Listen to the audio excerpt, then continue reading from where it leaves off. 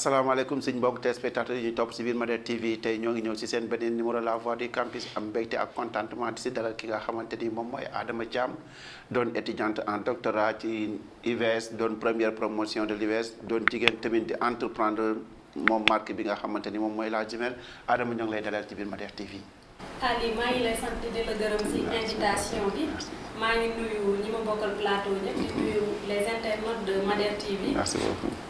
di leen wax ne Adama Lela, elle est étudiante à l'UVS en doctorat de la première promo et titulaire d'un master 2 et en plus d'y entreprendre de gérer la marque La Jumelle spécialisée dans la production et la commercialisation de tenues traditionnelles modernes. di leen gën a dugg ci waxtaan bi ci loolu Adama moo ngi den ki nga xamante ni moom mooy Ousmane Diémé doon étudiant au niveau de la FASEG doon aussi responsable chef de service entreprise boo xamante ni moom la teg di si liggéey Ousmane ñoo ngi lay dalal ci biir Madère TV.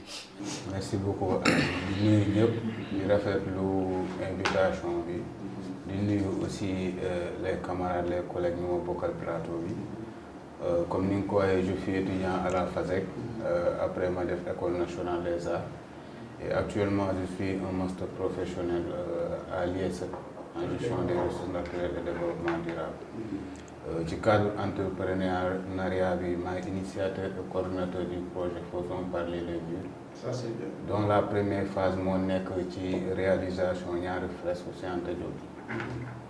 Donc c'est un peu ça ma nekk. ci biir waxtaan bi bu baax a baax ñoo ngi dalal ki nga xamante ni moom mooy Samba Sène doon étudiant en master 2 au niveau de l'université Cheikh Anta Diop de Dakar département géographie moo ngi fi nga xamante ni moom mooy si Issa Sall di fa defee stage am Samba ñoo ngi lay dalal ci biir Madère TV. merci beaucoup Ali mu ngi lay nuyu bu baax di nuyu les collaborateurs di wax ne je suis étudiant en master 2 aménagement du territoire décentralisation et développement local en même temps nekk le vice-coordinateur du mouvement des élèves étudiants républicains du département de Nioro et conseiller municipal aussi à la mairie de Keur Maba. Je suis également stagiaire au niveau de l'ADM, agence de développement municipal. En tout cas, c'est un grand plaisir. Merci beaucoup.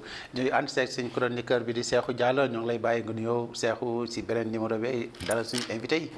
asalaamaaleykum maa ngi nuyu invité yëpp di kontaan vraiment.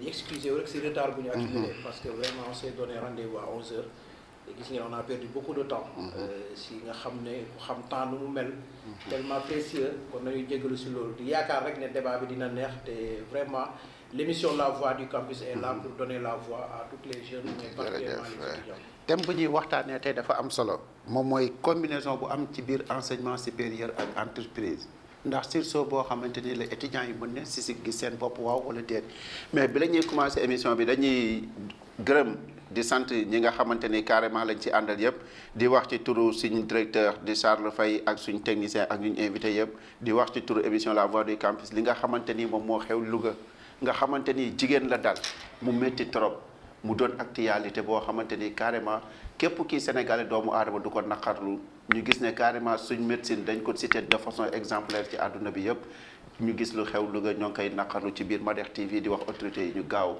éclaircir lii ñu jàll ci leneen loo xamante ni carrément mën nañ jëmale kanam parce que suñ médecine warta des ginnaaw te kenn warul ko ñagasal ci monde buñ toll tey quoi Adama noo jàngatee loolu. métti na trop comme ni ko Sénégalais yëpp dundee àdduna yëpp dundee ko métti na lool mais je dis que état na def li mu war a def ñi mu war a sanctionner ñëpp na leen sanctionner bu ko defee ça va servir de leçon pour ñi ci des et di mastaw aussi mbokk ki nga xamante ne mooy ak suñu soxna di leen wax yal na leen yàlla may xol muñ. Ousmane lu xew Sénégal si côté médecine noo ko gisee nga xam ne université gars yu bëri dañ fay ñëw di jàng si au niveau national international di jàng suñ médecine pour yóbbu xam-xam bi seen réew tey ñu dama dem bay am défiance yi. défiance yi day doon loo xamante ni ñun ñëpp dañ ciy am benn jàngat après le fait que méthode nañ ko mais aussi tey day permettre ñëpp ñu am benn jàngat ci naka la ñu war a valoriser lu ñuy jàng parce que je pense que loolu tam bokk na ci thème bi tey mooy li ngay jàng nooy def ba valoriser. mettre en pratique. mettre en pratique effectivement donc loolu lu ñuy ñaawlu la te comme justice processus la gëm nañ ni que justice sera faite di ñaanaat à ce que son âme. ok Samba un plateau de médical bu au niveau le président wax mais est-ce que lu xew nii lu jéem a ñaxasal suñ médecine. Ouais, bien sûr, parce que quand même, faut oser le dire, il y a vraiment une négligence de la part des autorités sanitaires. Parce que quand même, nga nekk patiente, nga dem ci hôpital ñu war la accueillir, war la guider, wala jàppale, nga nekk aussi situation, jàpp naa ne quel que soit alpha, waroon nañ mën a am benn humanité boo xam ne dañ leen mën a permettre ñu vraiment dimbale soxna si, parce que quand même si urgence la tolluwoon. Et je pense véritablement qu'il y a une négligence parfaite. Et cette négligence-là, il va falloir constituer les responsabilités et en cas de possibilité même sanctionner ñi nga xamante ne laal nañ si. Et par la même occasion ñu ngi koy jaale la famille éplorée et que de pareils actes ne se reproduisent plus, parce que quand même nous tous nous sommes des Sénégalais te am nañ benn place ak benn position boo xamante ne ak ay droits yoo xamante ne c'est le minimum quand même. Cheikh, ñu gis ne bu Louga bi donc moo jëm ci kaw mais bëri na Sénégal ban jàngat nga ci am. maa ngi leen di nuyu. beneen yoon di wax ne rek peut-être bu Louga bi moo bees. mais loolu chaque jour moo am fii. il faut ngeen xam benn affaire. jàng am na solo trop. mais y a toujours des civilités ak humanité yoo xam ne war na nekk ci nit ki te ñun dañ ko manqué. nit dina jàng ba am DEA am doctorat su waxee rek li ngay njëkk a laaj mooy kii fan la jàngee parce que day des. éducation bu ñu war a am ñun nité bu war a nekk ci ñun. moo des te nité boobu tant que mu ngi manqué yërmande bi day manqué te yërmande boobu bu manqué nga nekk médecin nga war a xool doomu aadama bi mu nekk sa rétroviseur doomu aadama boobu nekk sa miroir am na traitement yoo xam ne warula sa diggante ak moom te beaucoup de patients perdent leur vie dans les hôpitaux. demal au fin fond du pays il y a même des communes yoo xam ne ni tey seen hôpitaux yi pour nga am fa paracétamol sax problème la ñaata jigéen ñoo nekk di accoucher di dee parce que problème ambulance la ñu am pour yóbbu ko district départemental bi wala feneen ak feneen. kon nag pays bu toll ni Sénégal war nañ dépasser yooyu. foo mën a dem rek boo feebaree war nga faju mais da ngay ñëw am problème benn ticket bu ñu lay vendre benn 5000 francs nga war a rang pour jënd ko sax c'est tout à fait un problème yow demagoo fu ñu la war a diagnostiquer war la xool war la lii yërmande boobu nañ ko xoolaat na autorité yi jël seen responsable gën a càmbaraat yëf yi. parce que nag jàng am diplôme nekk ci hôpital tamit di def lu la neex taxul ñu teg leen seen liste. jërëjëf Cheikh état jël ay responsable rek lu mu gën a gaawee il faut que les sanctions soient sévères pour que ñu corriger affaire yooyu. te ñu jërëjëf lii lañ bëggoon a tijjee Mader TV moo ngi jaale jigéen bi nga xamante ni moo génn àdduna ci Louga ak képp koo xamante ni dal na la ci biir réew mi di ñaan suñ autorités yi lii yem fii. personnel santé ñi nga xamante ni carrément ñoo ñuy faj gardien yi ñëpp ñu xam ne carrément sénégalais yi lañ fi nekkal bi ñu dugg ci waxtaan wi Adama tey lu ñuy waxtaanee carrément da nga ci nekk di liggéey nga doon étudiante sa première bourse nga jël ko commencé entreprendre pourquoi nga jël risque boobu. risque boobu li tax ma jël ko du lenn lu dul passion d'abord. parce que li may def nii man dama ko bëgg. après la passion je me dis que man étudiante là. je vais pas attendre rester les bras croisés xaar ba diplômé pour ut liggéey parce que personne ne m'assure à l'université on m'assure pas ak feneen pour l'université assuré lu ñu ma ne su ma amee sama diplôme je suis obligée ma am liggéey automatiquement je me suis dit que comme je suis boursière et en plus yàlla def na ma nekk ci université boo xamante ni c'est une université à distance c'est pas une université classique bi nga xam ne tu vas payer la restauration le loyer le transport j'en passe université à distance comme ni ñu ko waxee foo nekk foofu la da ngay toog sa kër di jàng là tu économises sama économie yooyu ci sama bourse moo ma permettre ma ni pourquoi pas me lancer dans l'entrepreneuriat di def stylisme modélisme voilà. jërëjëf mais yan ba nga jëlee risque bi carrément dugal ci sa xaalis ndax est-ce que premier essai yi jàlloon na nga xaw a découragé wala déet pour ñi nga xamante ni ñoo lay seetaan. waaw metti woon na pour un début c'était difficile mais affaire bi gëm-gëm la. ak li ma lay wax mbëggeel. mbëggeel bu jiitoo ci li ngay def quelle que soit situation bi quelle que soit épreuve yi nga ciy jànkonteel di nga ko muñ parce que da nga koo bëgg. loolu moo tax ma def ko te bi may tàmbali dama commencé en ligne d'abord vente en ligne bi laa commencé su ma ñawee jaay def vente en ligne ba ma gisee ne dox na si laa ubbi sama place. jërëjëf mais aussi tey place bi ndax amul loo xamante ni carrément ay jafe-jafe nga si daj affaire yooyu noonu ndax accompagnement état tamit en tant que jigéen am nga ko. waaw accompagnement état moom wax dëgg ne fa yàlla aw ma ko. sama bourse la am ak sama famille ñoo ma jàppale. ma taxawal ko. accompagnement état aw ma ko. certes que les moyens financiers ont fait défaut au départ. mais quand même li ma am maa ngi ciy jéem a naviguer di ci dem ak moom. te yaa ngi siy gis su bopp bu baax a baax a baax.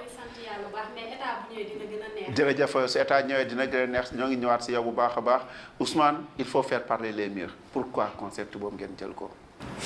Donc c'est une idée qui m'est venue en tête parce que man contrairement à sama sœur bi sa Adama dañu nekk ci benn université boo xamante ne on a eu un système LMD et ci système LMD bi am na lu ñuy wax projet professionnel de l'étudiant ñun à la FASEG on le fait à la 3e année donc en tant qu'étudiant comment tu peux entreprendre ton avenir déjà en tant qu'étudiant donc ci projet professionnel yooyu noonu dañ lay wax étudiant nga tu es en 3e année mais quelles sont les fonctions que tu aspires occuper plus tard donc genre yooyu da ngay xool yow lan mooy sa atout donc j'avais un atout dans l'art moo tax bi ma jàngee ba licence 3 def projet professionnel def évaluation et suivi de projet ma xool par rapport ak sama atout ma gis ne war naa mën a def école nationale des arts et j'ai tenté le concours yàlla def ma réussir ko après 2 ans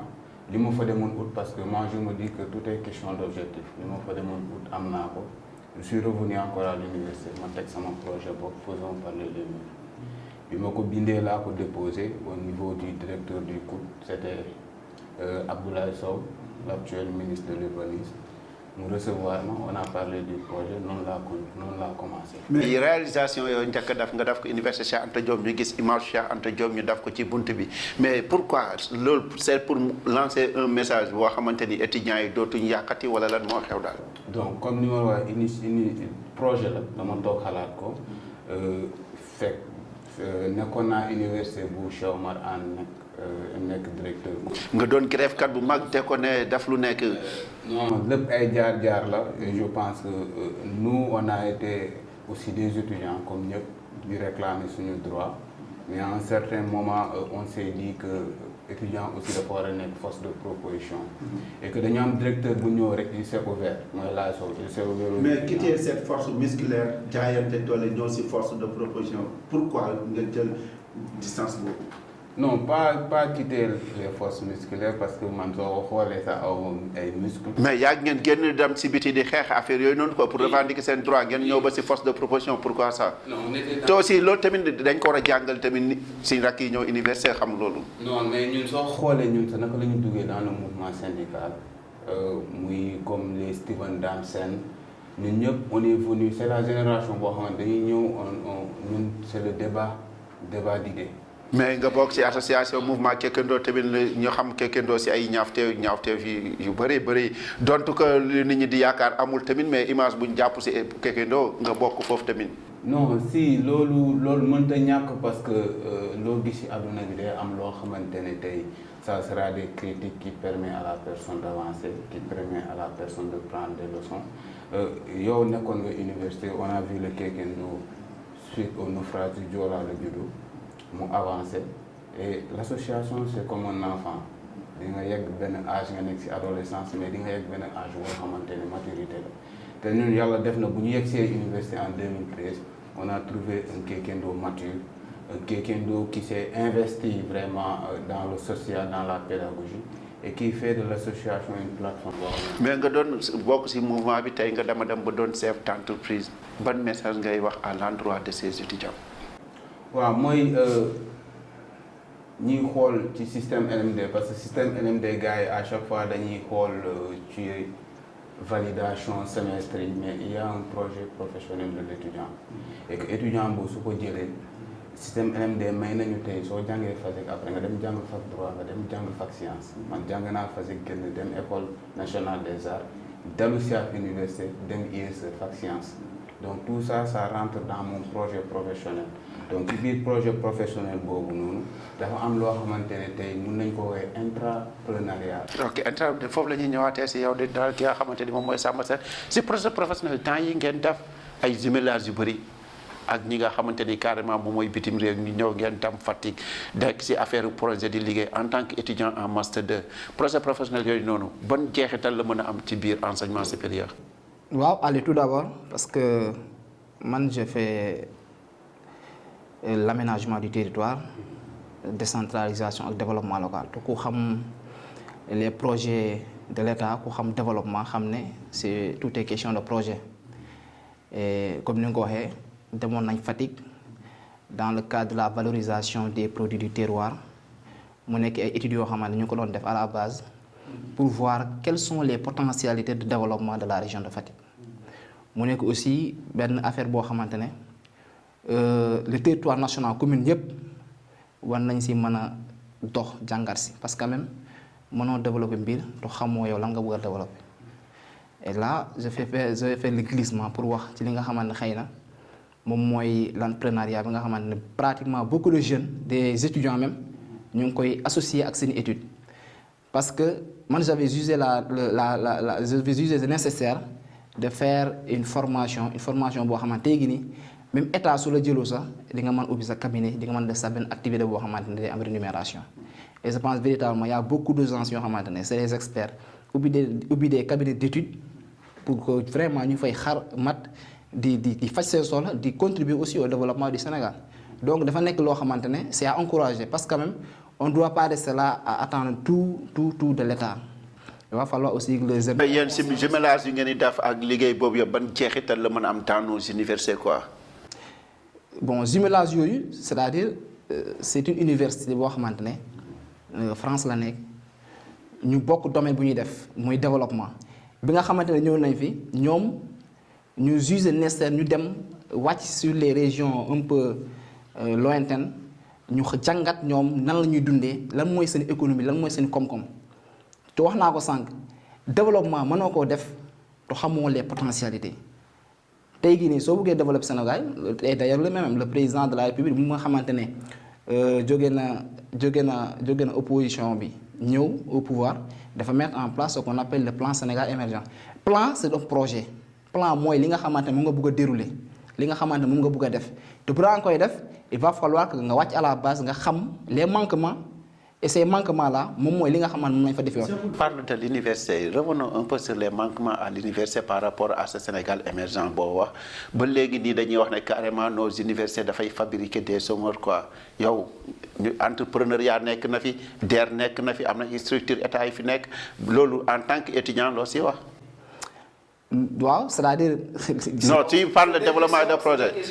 non deux questions yi parce que ça ñaan ñëpp mën na dem quoi mais soo ñëwee ne carrément taxaw si benn posture ne carrément y a le président de la République bu teg Sénégal émergent non mais su tegee lu non mais attends mais glissement boobu c'est là la poser benn question soo suñu defee glissement boobu ba pare ban jeexital la am dans nos universités avec tous les projets politiques publics de l'État ban jeexital la am si université.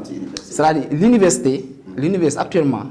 ça c'est des projets mais université li nga xamante war nañ ko def mooy lan ñu rénover ñu changer la façon de dispenser les enseignements def de telle sorte que enseignement yu dispense dans l'université day nekk ay des enseignements yoo xamante ne da lay permettre nga nekk koo xamante da ngay opérationnel da ngay nekk koo xamante da ngay pare pour vraiment contribuer da ngay nekk un produit fini boo xamante tey jii nii le marché de l'emploi. mais yow yàgg nga université. Adama def ne carrément moom si bourse am la départ di moo xaar état kii wax projet professionnel yoo xamante ni carrément si système LMD la bokk c'est-à-dire ce sont des projets publics pour nos universités te loolu ban jeexital la am si étudiants yi man étudiants yi ba léegi maa ngi leen di gis mais projet yooyu àggul si ñoom. non c'est pas ça parce que xam nga lu dama la wax la ñii ku nekk dafa def benn formation boo xamante ne xëy na war na la mën a permettre. mais dafa bokk ci système LMD dafa bokk ci jàng bi.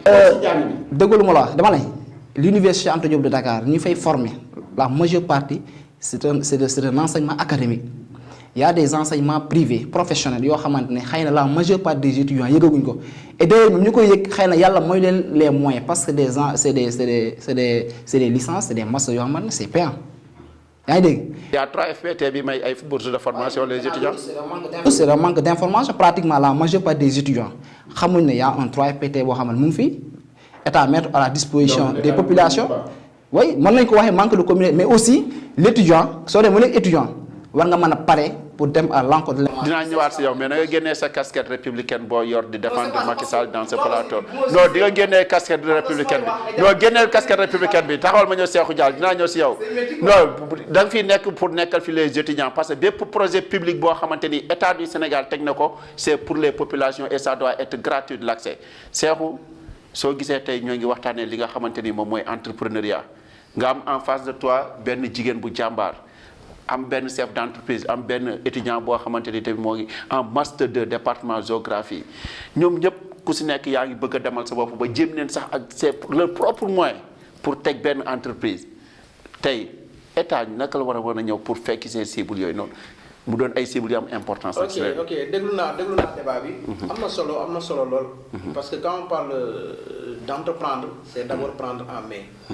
entreprendre mooy nga jóg ci essayer. nga jóg ci ose. nga jóg ci tente. loolu mooy entreprendre léegi nag risque dafa am ay risques parce que loo gis dafa am ay préalable lii mooy lan da ngay def benn étude d'abord lii dina dox wala du dox des fois c'est des doutes mais qui ne risque rien à rien.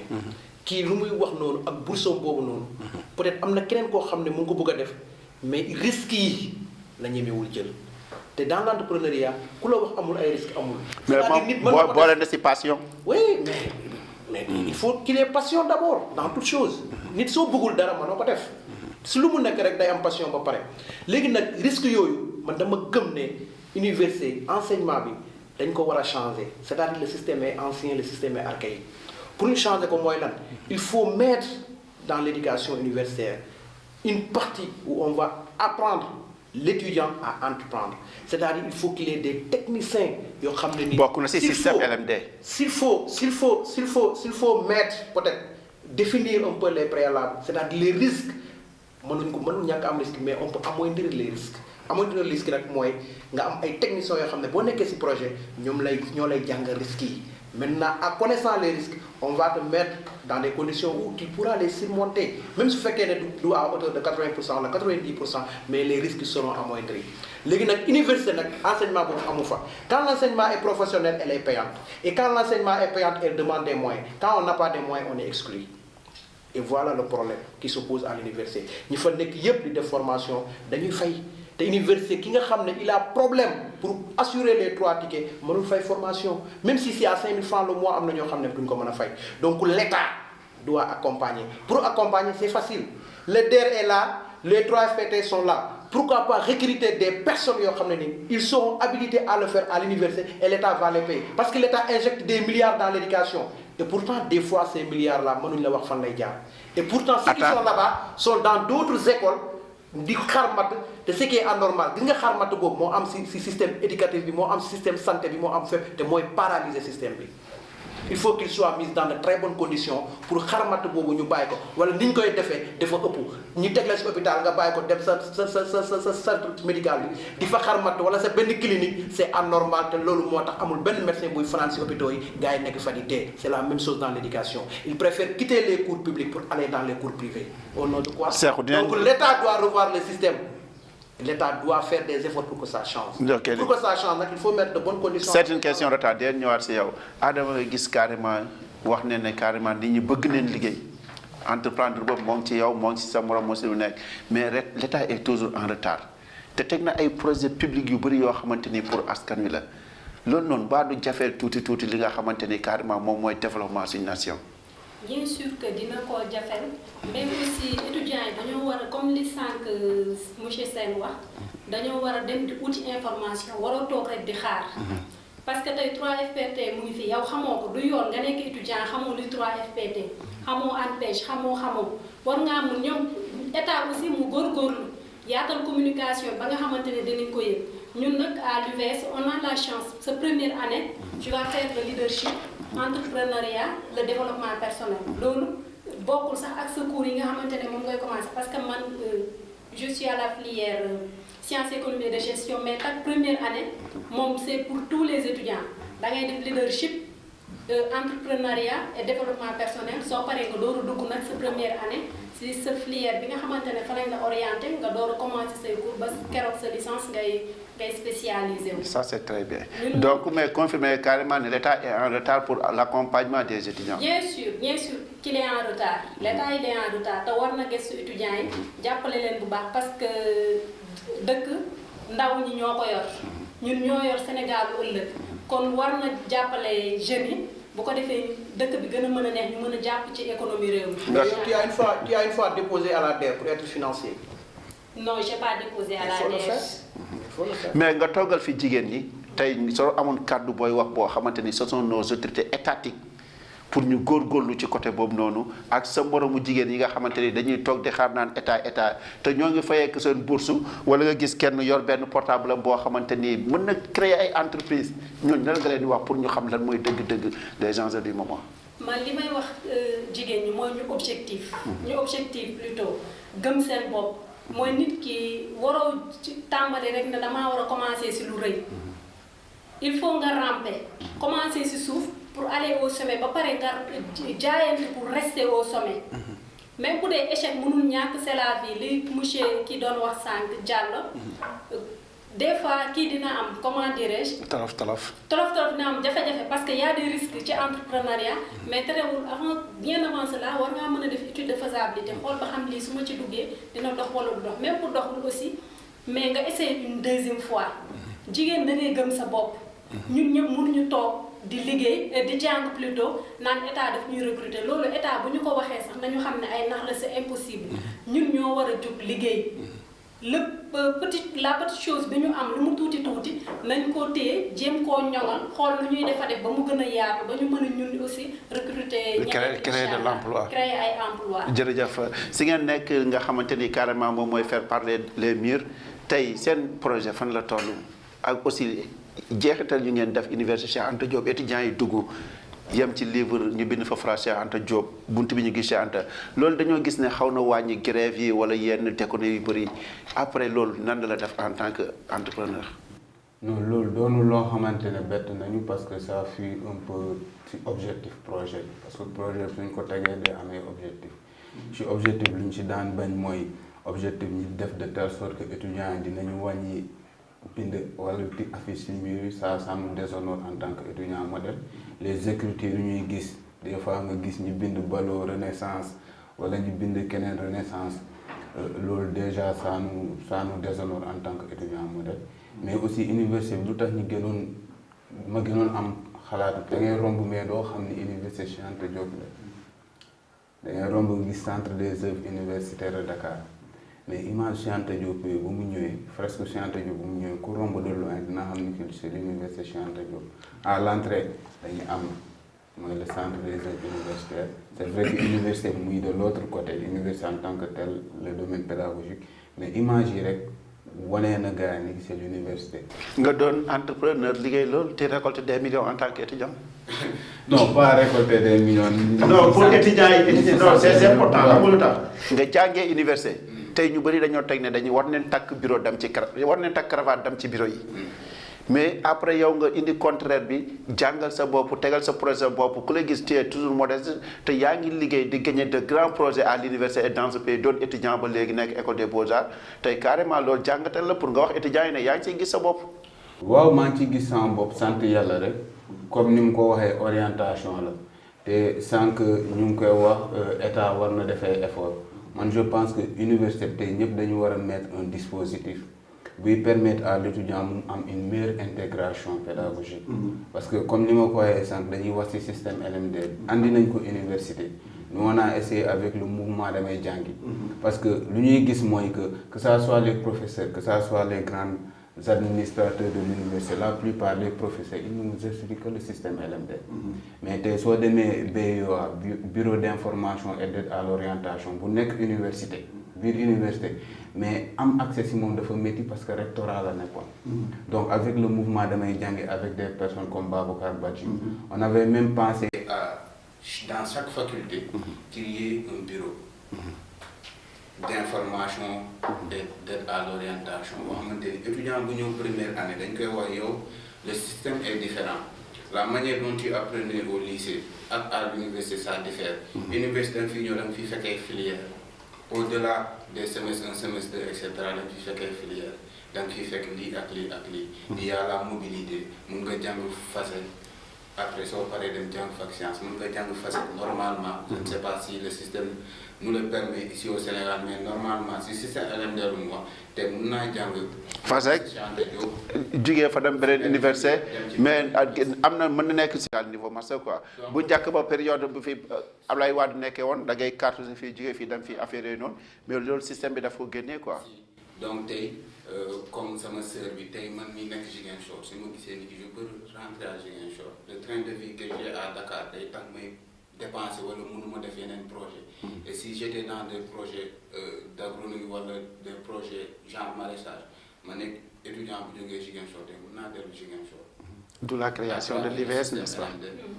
ma dem Ziguinchor nekk fa université Ziguinchor di nekk sama tool tamit. Donc tout est question de mettre en place des plateformes boo xamante ni nit ki dès qu'il a le bac. Il a les informations. Il a les informations et il regarde par rapport à ses atouts tey balaa may rey sama bopp nekk 5 ans fac lettres est-ce que à travers ce système à travers les offres de formation professionnelle bu ma teel a génn dem def li ma bëgg.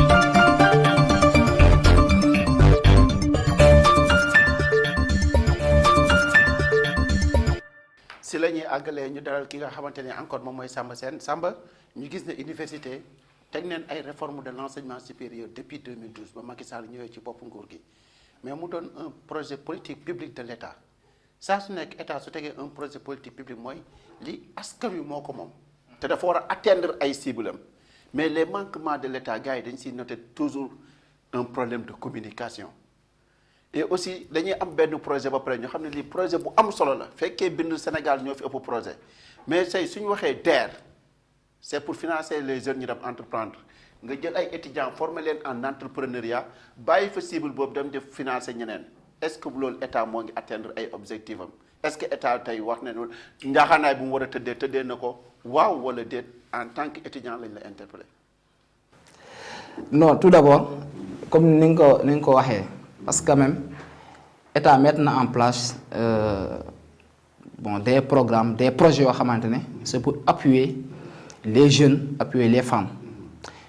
Au Japon aussi, c'est des programmes, c'est réaliste et réalisable. Il va falloir aussi que l'État communique.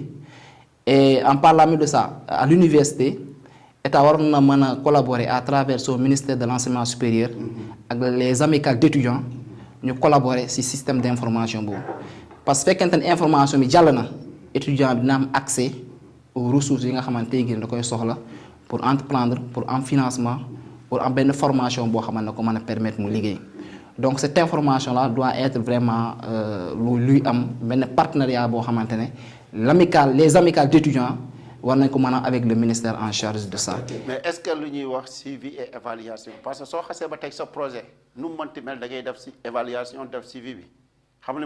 Mais est-ce que l'État a fait suivi et évaluation de ce projet?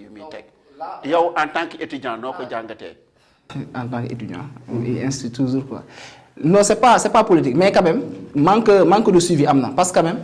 C'est l'État. Ok, merci beaucoup. Parce que l'État day def lu bëri muy ci emploi muy ci formation muy ci lu bëri c'est des programmes c'est des projets mais à chaque fois day gis ne ñi nga xamante ñoom ñooy cible ñi nga xamante ne ñoom ñoo tax projet yooyu jóg duñ ci gis seen bopp carrément et d'ailleurs même c'est la raison pour laquelle il va falloir que ñu xoolaat ce cadre-là ce cadre de communication pour permettre vraiment à cette sensibilité de jeunesse là ñu mën a am directement accès vraiment à ces financements à ces formations parce que on ne peut pas parler de développement, on ne peut pas parler de réussite de ces projets sans pour autant que nous sachions parce que le président, il faut oser le dire, le président vraiment mettre en place des programmes, des projets. Et d'ailleurs, même la fois passée, nous avons suivre, on a un nombre pléthorique d'emplois, mais employés sur le marché, ce n'est pas des emplois maintenant. Parce que le président, si mettre en place ces programmes-là, il y a une entreprise qui mais au fond, jeunes qui sont ces programmes. Parce que tout simplement, le président de la République n'a pas la bonne information. Pourquoi le président il doit être l'homme le plus informé dans son pays? Pourquoi l'information est bloquée devant les yeux de Macky Sall? C'est parce que tout simplement, il n'y a pas un suivi des choses. Non, attends, et maintenant, suivi le président de la République doit forcer, ou bien doit penser également à vraiment faire un état des lieux sur le fonctionnement de ces instances-là. Parce que si on a une DER, nous gérons pendant 2 mois, il va falloir que nous un programme, un rapport et di nga xam man li nga financer pour tel projet wala pour telle mission wala pour telle activité am na loo xamante ne au moins c'est des retombées yoo xamante ne gis nañ ko si mais à vrai dire am na lu bëri loo xamante ne état mu ngi débloqué des moyens di ko def au profit vraiment des femmes au profit des jeunes mais quand même les concernés principaux vraiment duñ si gis seen bopp. niveau de blocage bi tey soo ko doon jàngal niveau de blocage bi fan la. je parle pas de blocage. mais lu ma la laaj moom mooy niveau de blocage bi lu ma la laaj mooy niveau de blocage bi. information bi. tu parles de fan la information bloquée ba près. c'est pas une question de blocage. c'est une question allez-y. de mauvaise information. du question de blocage. Macky a des RG un peu partout. Il est informé. Mais est-ce que le président a les bonnes informations? Mais pourquoi? Avoir les bonnes informations, c'est pas la mais pourquoi? J'ai vu pas mal de personnes devant le président de la République. Lu ñuy wax Macky lépp baax na alors que c'est pas vrai parce que ñoom ils n'ont pas pensé à ce qu'ils sont derrière. Aux Sénégalais qui n'ont pas eu cette occasion d'être devant le président. Am na ñoo xam ne tey bu ñu nekkoon devant le président de la République dinañ doon oser wax les vérités telles qu'elles sont. Mais à travers nos universités. Le président a besoin des bonnes informations. Mais informations qu'il rapporte, ce n'est pas les informations que nous attendons de lui. Mais la fois passée, lorsque le président a été à Kaola, les discours des Niorois, pour dire au président que tout est bien, nous est-ce que c'est vrai? Et pourtant, la jeunesse est là-bas, elle est en train de souffrir. La jeunesse n'a pas de formation. Mais si tu parlais... Donc, ce n'est pas une question de bloquer des informations. Ce n'est pas ça. C'est l'information qui n'est pas bien transmise. C'est vrai, en tant que jangalkat chroniqueur, si tu parlais avec le président de la République, avec les projets politiques publics, avec sa vision du Sénégal émergent, bon message pour le non accessible. En tant que chroniqueur, là, interpellé, en tant que chroniqueur, exactement. Projet yep bana. Mais li nga wax sank rek lo gis day am suivi ak évaluation. Et je pense bien gis nga DER bo fa démé exemple de DER wala transfert, il y a des personnes qui sont payées pour faire la communication. Donc si la communication manque, c'est parce qu'ils ont failli à leur mission. Vous lui injectez 1 million, sur des pôles de communication. Mais ton message envers le président de la République, c'est quoi? Le message. Le président, il faut évaluer l'eau, il a information, il a évaluation, un rapport par rapport à ça. Mais l'université, rien de les empêche, l'université d'organiser un forum. D'organiser un panel, de rencontrer les étudiants, parce qu'il y a des répondeurs. Nous avons des syndicats, nous avons des amicales, nous avons des présidents. Ils doivent être leur cible au niveau des universités, parler avec eux. Dinañ leen won naka lañuy def ba dajale étudiants yi ñuy dem gaay di ñëw di waxtaan ak étudiants yi di indi ay standard di tek naan affaire yi lii ak lii la lii ak lii di créer site yi gaay yi dugg di xool mais duñ ko def te pourtant il y a des millions qui sont injectés pour ça. Donc liggéey boobu ñoom buñ ko deful à qui la faute? C'est pas les étudiants. Même si on comprend des fois l'information elle n'est pas portable, elle est kéra, il faut aller vers la recherche de l'information, d'accord, mais il y a toujours des mécanismes pour ça. Si vous avez des dafa wara am fi ngay dem ak bo démé qui est l'interlocuteur kan nga wara waxal kan mo lay orienter kan mo lay guider lolu dafa manqué kon tay da ngay dem ci direction question de temps dañuy pose des questions on te répond même pas. C'est là étudiant nga je suis étudiant ça peut la respecter grève rek nii ak nii parce que cette étiquette bu ñu am ci nit ki ak l'étudiant modèle dont nous avons besoin pour le Sénégal de demain dafa war a am moom tamit muy mel. jërëjëf Cheikh di leen ñëwaat si yow Adama ñu gis ne étudiant ci IVS nga ndax looy liggéey IVS jàpp na si ndax tey carrément yaa ngi gis sa bopp ci loolu. waaw maa ngi siy gis sama bopp parce que UVS aussi c'est bien structuré am na aussi direction boo xamante ne la DDC day jàppale étudiants yi nga xamante ne. day jàppale étudiants yi nga xamante ne dañuy entreprendre dinañ la woo di la encourager di def ay émission di la may visibilité aussi. mais yow en tant que seen collaboratrice ndax gis nga si sa bopp. waaw maa ngi si gis sama bopp oui.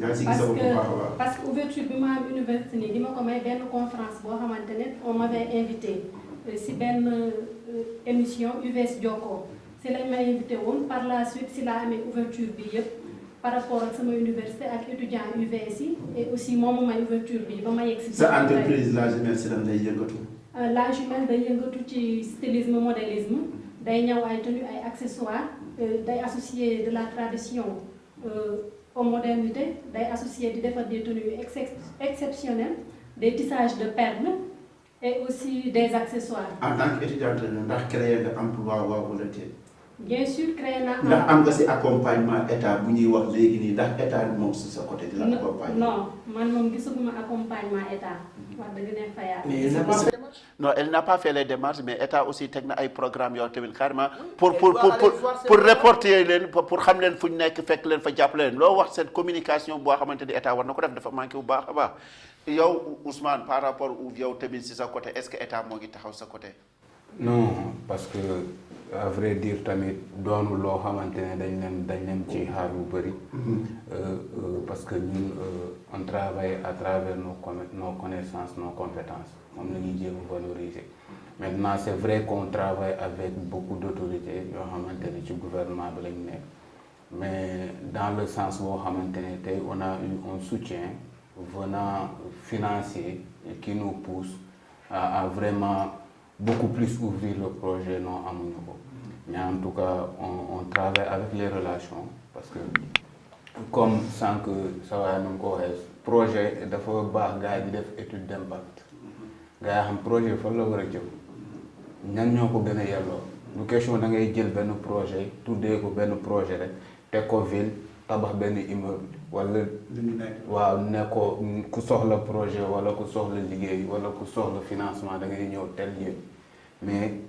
parce que projet soo koy def tu attends des résultats donc étude d'impact daf ci baax nga fekk ci comme ni mu ko waxee fekk si étudiant wax leen lii ak lii ak lii ak lii lañ leen di may à travers cette formation ou bien telle formation. Et par rapport au système LMD ban résultat la am en 2022.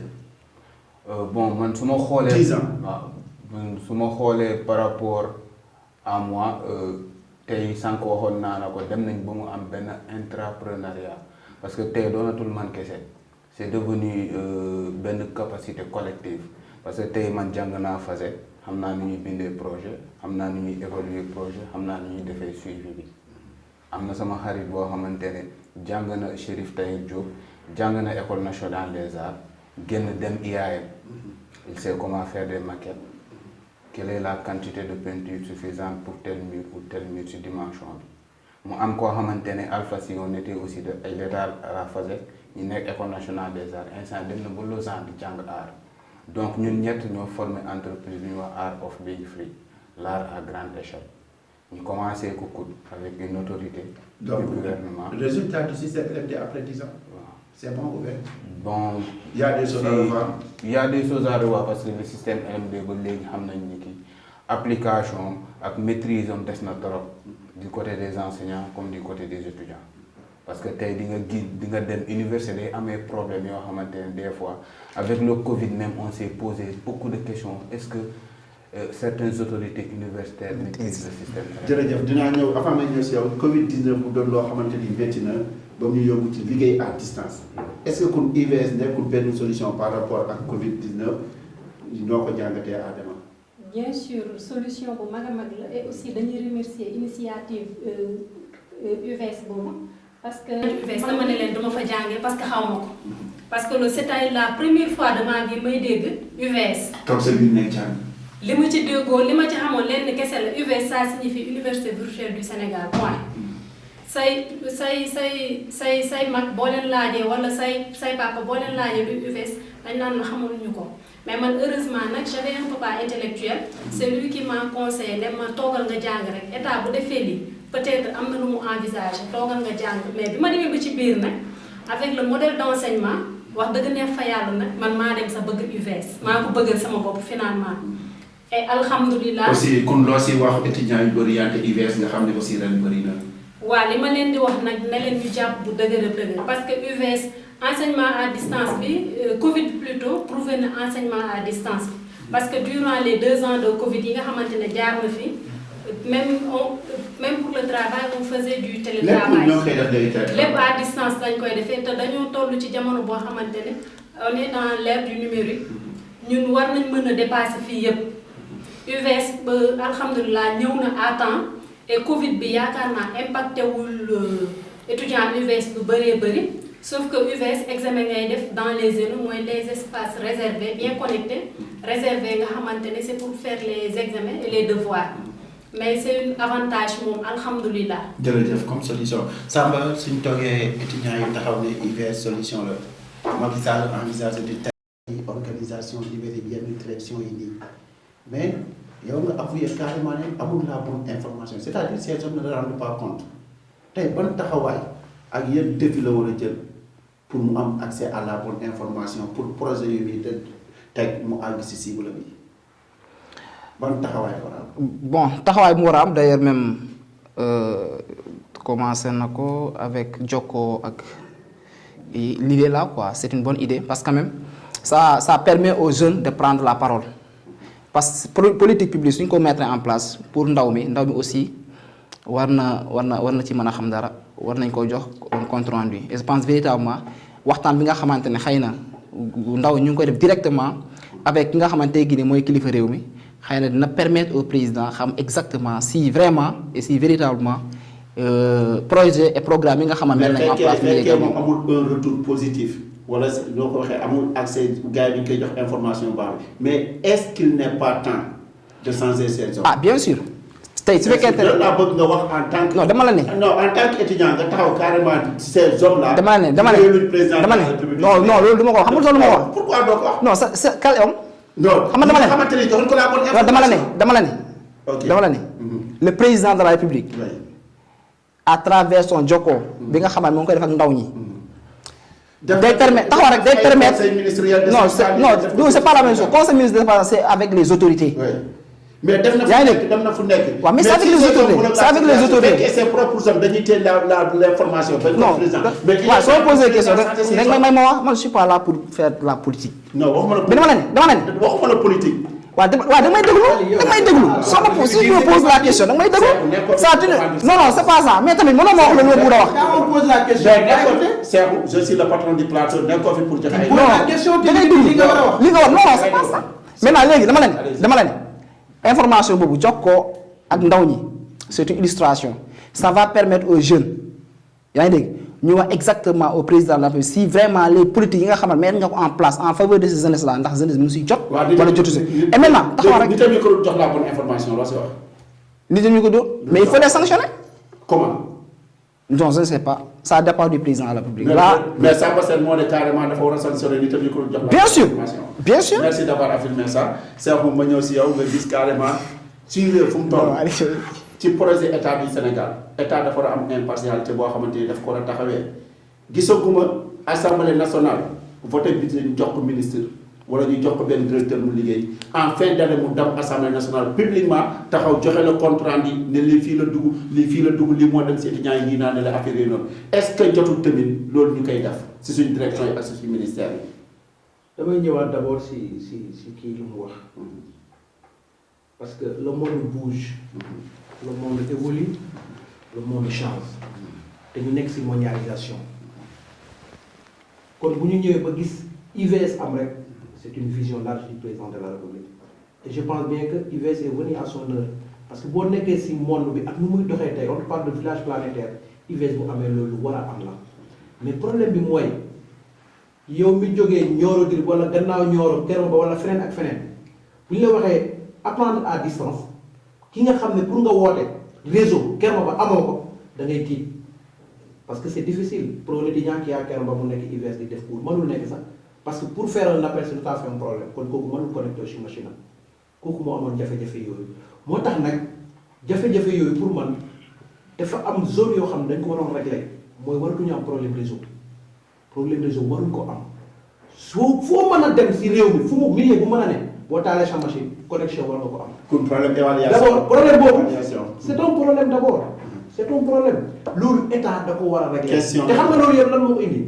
c'est-à-dire préalable yi Sénégal yi toujours dañ koy raté moo tax projet yu bëri ça tombe dans l'eau on a l'ambition de faire on a l'ambition de bien faire mais c'est-à-dire ñi ñuy wàccee ci terrain war a def études yi normalement duñ ko def day des parce que dañ lay jox benn projet ñu ne la demal département Nioro c'est 15 communes tu fais les 3 communes nga ñëw nga ne am tout le reste c'est évidemment ay patati patata nga ñëw si on te paye des millions nga encaissé ko te leer na la qui n'a pas fait les 15 communes nga ñëw nga ne projet boobu na continuer c'est pas les mêmes c'est-à-dire c'est pas les mêmes réalités pour partout peut-être ce qui est valable à Kéréba n'est pas valable à Guédiawaye, n'est pas valable à Nioro. Nioro n'a pas de problème. Mais bon, on c'est par rapport à la question donc problème yooyu il faut ñu régler ko. léegi li may wax président de la République mooy c'est-à-dire ñi nga xam ne tey ñoom ñooy wàcc terrain bi di liggéey wala ñoom ñooy liggéey parce que bon. il est là pour commander. mais nag il faut que des rapports ñuy insister muy am ay rapport yi mooy lan bu ñu la joxee 100 francs 12 mois yi jeex dërëm bi fii la dugg. ñaar dërëm bi fii la dugg. ñetti dërëm bi fii la dugg. merci beaucoup ku ko si mënul def wala mu indil la mu jël 100 francs indil la 50 francs la la mën a justifier yeneen 50 francs yi xamul fan la dugg on des sanctions mooy lan d'abord yow ñu dindi la ba pare du dindi rek yem fa de ñu sanctionné s'il faut faire être en prison audit ñu dem prison keneen c'est-à-dire yooyu moo mën a am justice am réew mi réglé mu jub. tant que jubul. duñ si génn te réew dafa des. merci beaucoup Cheikh Dia. bon man ci chef mu daaneel foofu la bëgg a waxee parce que ñun amoon nañu chance Covid bi bu mu ñëwee ñun nekkoon nañ ci collectif des étudiants et que on a participé à l'évacuation des étudiants du campus social. ñooy dellu seen. oui avec les bus aussi. léegi ci dispatching bus yooyu noonu di xool étudiants yi ñibbee si la ñu am ñun benn idée sur le nombre d'étudiants qui ne résident pas à Dakar et qui sont dans des contrées du Sénégal yoo xamante ne c'est très difficile d'avoir un accès au réseau. Moi là, après quelques semaines après bu ñuy dugg ci discussion pour les enseignements à distance nous responsables d'étudiants auparavant dañuy ne woon ñett enseignement à distance mënul am parce que nous avons participé à l'évacuation des étudiants et on sait que 80% des étudiants. dina am problème bu bëri si faisabilité bi leen si waxtaanaat si yeneen plateau parce que c'est une question de temps dañ leen di sant di leen gërëm baax a baax Adama ñu bàyyi la nga wax loo bëgg a wax nga tàggoo ci biir Mader TV aussi noo gisee liggéey bi. d'accord mais bien avant cela dama bëggoon rejoindre li Cheikh wax jàng à distance boobu di leen rappeler à l'UVS on te donne de la connexion gratuite ba pare da ngay am sa machine gratuitement mais aussi il y a des espaces numériques ouverts yi nga xamante ne c'est doté de connexion tey jii bu sa réseau doxul sa clé connexion bu doxul tu peux te déplacer parce que département bu nekk dañ fa am des zéros. Récemment là sur l'émission bu passé bi di rafetlu loolu daf ñuy permettre nous en tant que des jeunes étudiants et des jeunes entrepreneurs di wane lu ñuy def par exemple waxoon nga projet faisons parler de nous c'est apprendre autrement ñu dessiner parce que première phase mooy Cheikh Anta Diop bi deuxième phase mooy Covid bi fépp fu ñu dessiner loxo yi kii nga doon illettré nga jàng tuer ak ci marché bi et dans cette logique là ñuy si beneen phase encore Dakar New Face et peut-être aujourd'hui si le gouvernement parce que bëgg nañu liggéey mais am na yeneen c'est au gouvernement de nous ouvrir les portes parce que il faut qu'on commence à apprendre autrement favoriser le dialogue permanent avec les populations dans l'actualité. Jokkoo ak Macky bu Samba wax. waaw jokkoo ak Macky mën nañ jokkoo ak Macky autrement parce que ñun artistes yi mën nañ ko mën nañ def des fresques murales yoo xamante ne ku romb day xam ni kii ñii peut-être dañuy wax ci entrepreneuriat des jeunes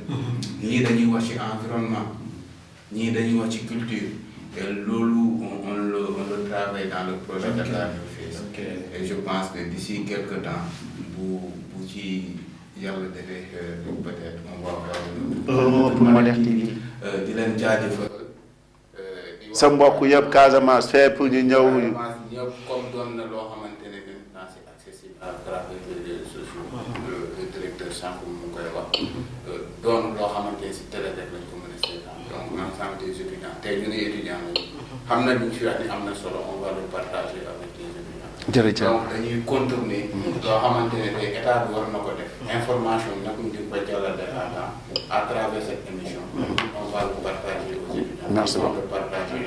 Merci beaucoup Samba ñoo ngi jéggalu bu baax émission bi tàng na trop mais nga doon ndaw boo xamante ni yaay góorgóorlu am say diplôme di jàng aussi doon exemplaire dans le département de Nioro ak fépp ban kàddu ngay tàggatoo ci biir Mader TV. Merci Ali. D'abord di leen jaajëfal bu baax pour l'invitation. di jaajëfal aussi le chroniqueur Cheikhou Diallo. di jaajëfal caméraman ak ñëpp. nga xamante ni vraiment. ñu ngi jàpp ci liggéey bi et je pense véritablement que li nga xamante ne moom mooy plateau bi permettre na à beaucoup de jeunes génne seen temps permettre na aussi à beaucoup de jeunes ñu mën a exposer seen i problèmes et tout ça et jàpp naa aussi c'est une bonne solution vraiment résoudre le problème de l'entrepreneuriat, des étudiants, le problème de l'université en global. employabilité, le problème des universités et j'en passe. Donc dafa nekk loo xamante ni ko war a pérenniser. ñu gën ci jàpp. ñu gën a véhiculer. ñu gën si taxaw bu baax a baax parce que quand même c'est intéressant. jërëjëf Cheikhou suñ chroniqueur ban kàddu ngay tàggatoo tey. waaw léegi da nga may koy permettre rek. ma insister waat si ñaari secteurs yi. parce que pour man la bonne marche d'un pays il faut impérativement la santé et l'éducation. oui. c'est des fondamentaux yoo xam ne nii. suñ ko négliger rek. le Sénégal de nos rêves on va. mën nga si yokk sécurité santé sécurité éducation. li ma si wax mooy. il y a beaucoup de dérives il y a beaucoup de problèmes dans l'éducation et la santé. et problème yooyu noonu suñ ko bàyyi ñuy dem rek. Ça va nous mettre dans le chaos, dans l'avenir. Et nous voulons un Sénégal d'espoir, un Sénégal de lumière, un Sénégal où la jeunesse aura toujours envie de rester dans le pays et travailler. Parce que li nekk di am boo xoolee ci géej bi manque d'espoir rek la parce que ils préfèrent même de mourir que de rester dans ce pays te loolu état da see war a jóg réew da ngay feebar faju c'est-à-dire ça ne dépend pas que nga am xaalis soo amul xaalis sax war nga faju man loolu laa gëm gis nga réew mi fi ñu nekk nii rek boo génnee ay immeuble rek ngay gis kon les riches peuvent cotiser pour les pauvres mën na nekk mais il faut des mécanismes il faut solidarité bi am il faut ñuy dimbalante suñu dimbalante ñi fi nekk yor ay milliards suñu nangoo bàyyi lu ñu yor ñëpp dinañ am envie toog fi yéen ngi nekk entrepreneuriat ñu jàppale leen vous créez des emplois réew mi dina développer jeunesse bi dina am envie des fi loolu bu jeexee nag maa ngi leen di sant bu baax a baax parce que la vie on se forge ku ci nekk yaay jéem nekk ca lu la ca fekk nga xam ne loolu la te tey nga nekk syndicaliste nga nekk élément de Kekeno tey nga nekk entrepreneur. Cheikhou Diatta est déjà fort. ok En tout cas je vous encourage. Merci. Et plein de succès dans l'avenir. jërëjëf cant ak ngërëm ñeen jërëjëf ñu doon topp si seen émission La Voix du Campus si biir Mader TV ñoo ngi leen di jox dig daje si yeneen numéro di waxtaanee toutes les grandes questions de ce pays à travers ce plateau di woo autorités yi étudiants yi fépp fu ñu mënta nekk toute la jeunesse de ce pays ngeen di commenter di aimer di partager lu ñuy def parce que dafa doon loo xamante ni loolu ngeen ñu mën a fayee te moom moo ñuy encouragé bu baax a baax di gërëm suñ caméraman yi Assane ak Ndoye nga xamante ni lépp lu rafet ak lépp loo xamante ni carrément taaru na ñoom ñoo ngi koy def di leen jox dig daje ba beneen yoon di leen sant yéen ñëpp di leen gërëm bu baax a baax wasalaamaaleykum wa rahmatullah et à très bientôt incha allah